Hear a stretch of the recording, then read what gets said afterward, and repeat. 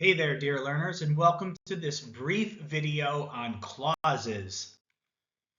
First, a quick overview.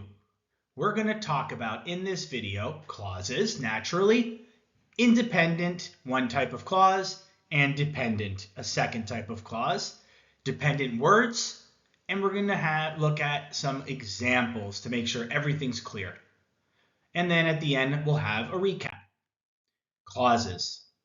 There are two main types of clauses, independent and dependent.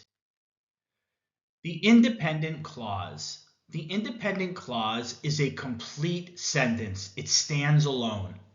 It contains a subject, a verb, and a complete idea or thought. It can stand alone without punctuation.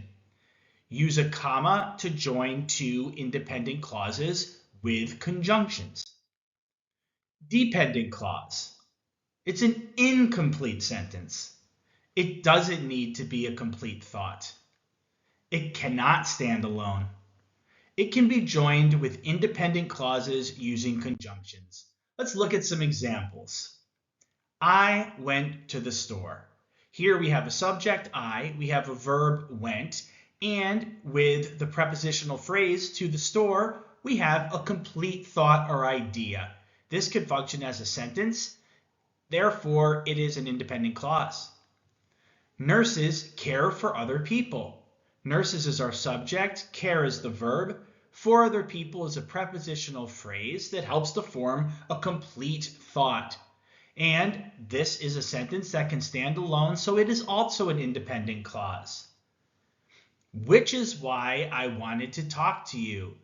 Here we don't have a complete thought. We need to have something else to create a complete thought. For example, you're leaving tomorrow, which is why I wanted to talk to you. So this is a dependent clause. Inside of a canopy. Inside of a canopy is a prepositional phrase. It's not a complete thought. It doesn't have a subject or a verb.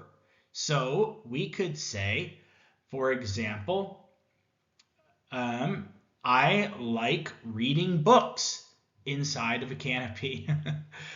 The subject would be I, and I like is the verb, reading, and inside of a canopy provides more context. But by itself, inside of a canopy is a dependent clause. Now let's talk about dependent words. Dependent words are like sidekicks in sentences. They can't stand alone and need a friend to help them out.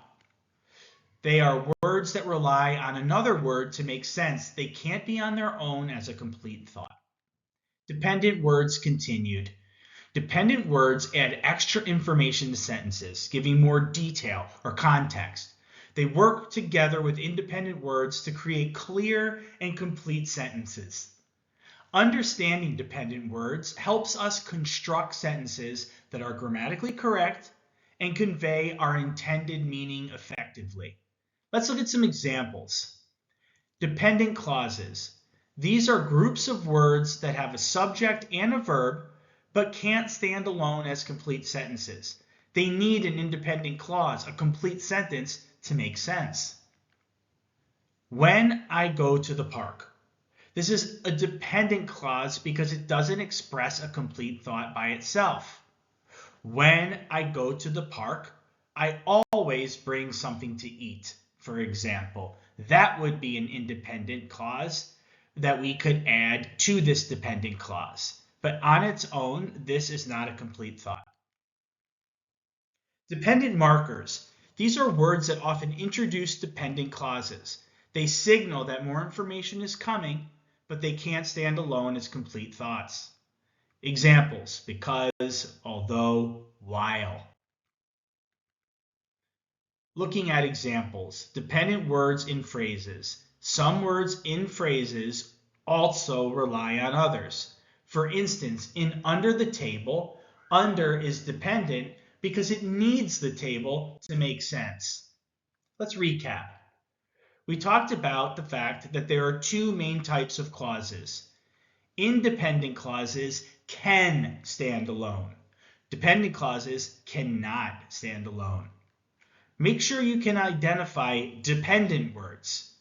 Practice identifying these clauses in the wild. Thanks so much, everybody.